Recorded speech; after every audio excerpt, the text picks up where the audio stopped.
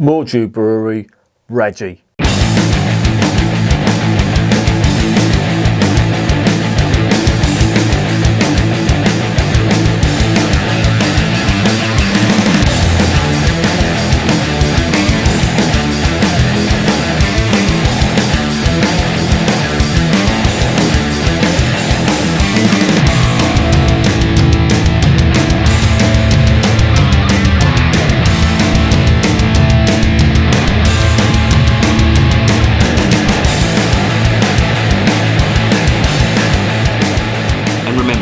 Life is too short to be drinking shitty beer.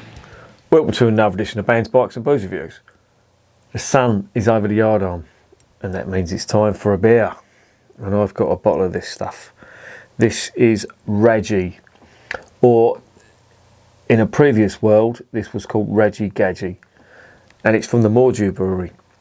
Now, I reviewed the Worky ale that they do the other day, and it was superb.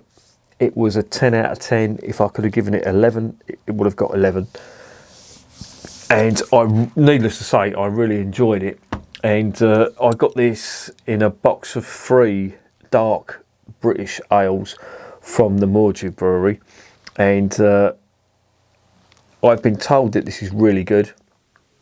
I've never heard of this before. This is definitely a northern thing, and this is a bitter. It's not an ale. And originally it was called Radgie Gadgie, and the Mordue Brewery are based up in Newcastle in the northeast, and they brewed that, and they brewed the Worky. But as I say, in a previous life before they went bust, I'll get onto them in a sec.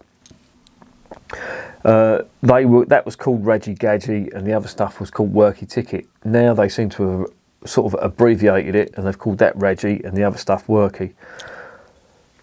Radgie, or Radgie Gadgie, is northern slang, or specifically Geordie slang. Of course, Geordies being the people from Newcastle. A Radgie Gadgie is an old bloke who's miserable and always moaning about stuff. And to be honest, I can't think of anybody who that description would fit. I'd really have to think about someone who would fit that description. Anyway, more on that later. I've heard this is good, better than the Worky. If that's even possible, it's going to have to fucking go some to be better than that. But I'm dying to try this, so I'm going to shut up about the beer. So I'm going to shut up about the brewery, and I'm just going to get onto the beer.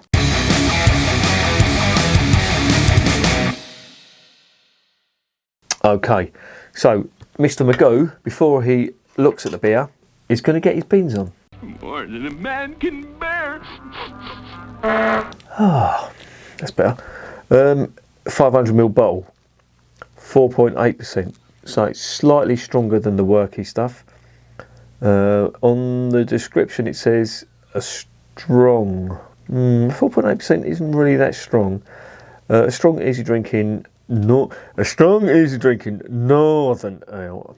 I can't help it when I see the word northern. I'll have to put that stupid accent on. With balanced hops, fruit, and malt, and a long, lingering finish. It's got a colour guide here as well, and the colour guide says it's sort of like a medium brown, light brown colour, and the taste guide is veering towards the sweet. So let's not read the description and let's open it up and see what's going on.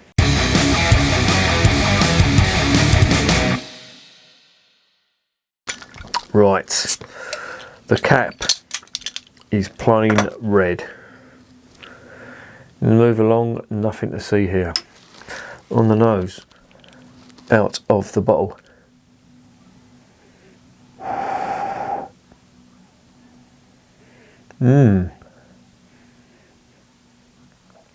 It smells not well. What does it smell of? Oh, now it's coming through. Oh, lovely toffee. Lovely toffee malt. and some spice, some peppery spice. It smells good. It smells like a typical British bitter. So let's get it into the glass and see what is going on.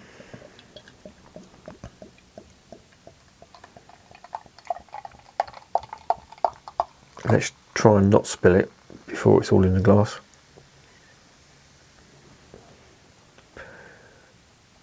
And the colour guide is pretty spot on. I'll show you that in a sec.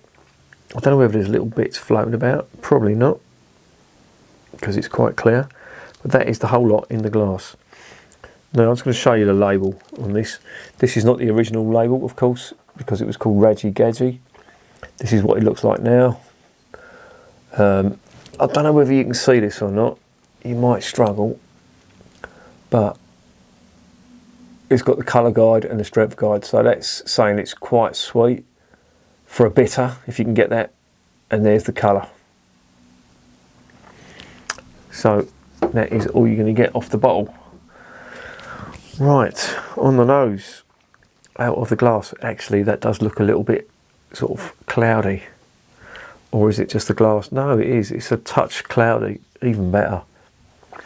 On the nose. Oh, even before your nose comes up there. Lovely sweet malt. And it's caramel now. More caramel.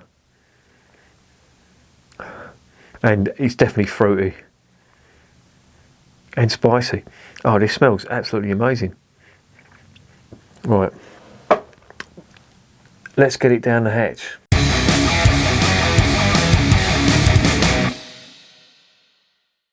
Cheers.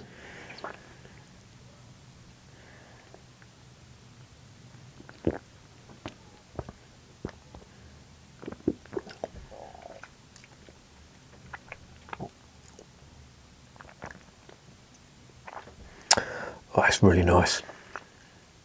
Oh. When they said long lingering aftertaste, they were not joking. That is amazing stuff. This really is all about the malt.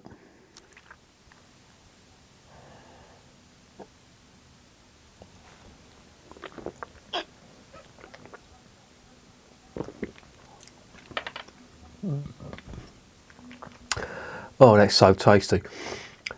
This is different from the worky stuff.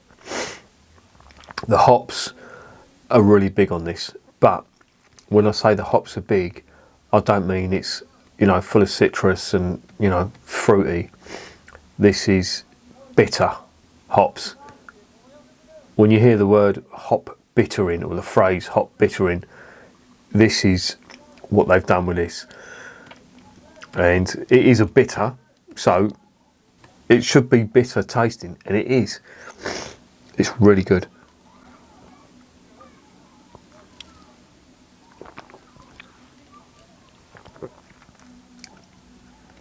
Yeah. There's a slightly soapy taste to it. Now, I've heard this phrase being used to describe certain beer before. That's coming from the hops. This glass has been, you know, it's cleaned out and it's rinsed out. There's no soap in this, but you do get, with certain hops, you do get like a, well, they call it a soapy, but it's a mixture of sort of spice and fruit and dirt, but it's nice. Don't get me wrong, this is nice.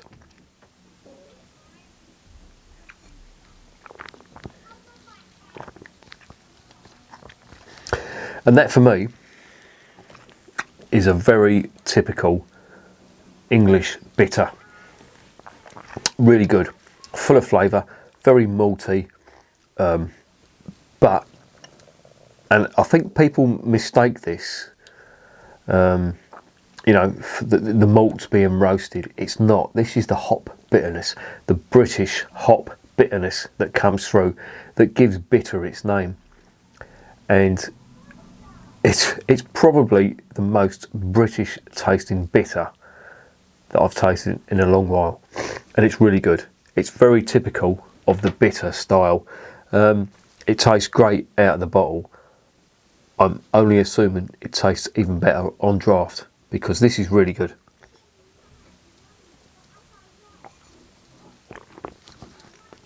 Super smooth, nice mouthfeel. Carbonation is there, but it's calmed down a hell of a lot, and I really like this. Lacing, very nice lacing on the glass, as you can see. Good head retention. Yeah, really good. I do like this. Oh, yeah, and I'm getting some floral notes on the aroma now as well. Subtle floral notes. Didn't get them before, but I'm getting that now. And that would go a long way to explaining the soapy tastes that I'm talking about. Now, again, I want to reiterate that when I say it's soapy, I don't mean that in a bad way. It's like a floral, a sort of a cross between the spicy, earthy notes and the floral notes and the sweetness from the malt mixed together. It gives it that sort of, I know it sounds bad, I know I keep saying this, but it gives it that sort of soapy sort of flavour, and that's nice. I like that. Very nice indeed.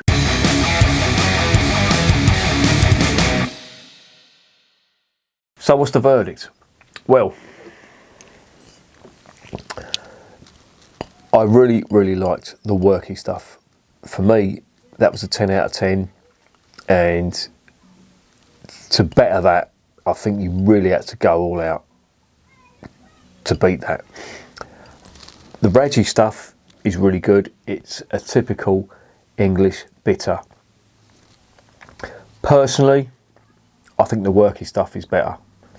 But having said that, I like this a lot, because it's a true representation of the style. This is like the bitters of old, where you had the, you know, hops can go two ways. You've got the British hops, you've got the American hops, and you've got the German hops. This is a showcase for British hops. It's got the bitterness, it's got the earthiness to it, and it's got the little bit of spice and the floral notes as well. And it's really good. The malts, of course, there's plenty of caramel and toffee on this too. More caramel than toffee, I will say.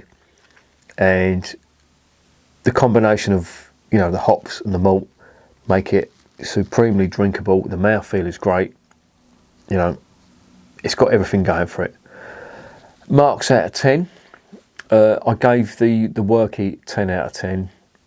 I'm going to have to give this a 9 out of 10, just because I don't think it's as good as the worky stuff. The worky stuff for me was absolutely outstanding. And this is good, don't get me wrong. You know, if I saw this on a supermarket shelf, I would be getting my arm and just sweeping the whole lot off the shelf into the trolley, because this is great stuff. But I think the worky stuff just fucking bowled me over completely. But I will say this is good. This is going to get a 9 out of 10. I definitely recommend it. And, you know, you can drink your craft beer till the cows come home, and, you know, you can pontificate about American IPAs and all that, but at the end of the day, you're missing out if you don't try stuff like this and the other stuff, the worky stuff. It's just brilliant. It's what us Brits do best, and we should be proud of that. And, you know, I think we've lost the IPA and the pale ales to the Americans, even though we still brew them, we do them good. This is what we do, and we do it best, and we should be showcasing this. And remember, beer is working class champagne.